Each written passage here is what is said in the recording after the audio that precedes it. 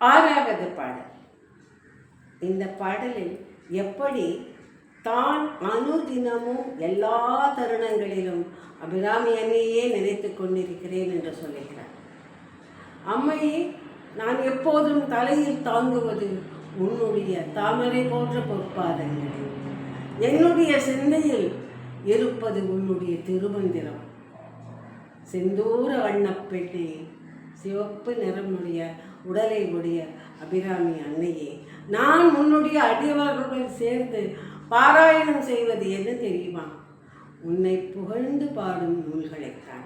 இப்படி என்றென்றும் எப்போதும் உன்னை நான் சிந்தித்து கொண்டும் துதித்து கொண்டும் இருக்கிறேன். நீயே எனக்கு அடைக்கலம், நீயே எனக்கு சரணம் என்று கூறுகிறார்.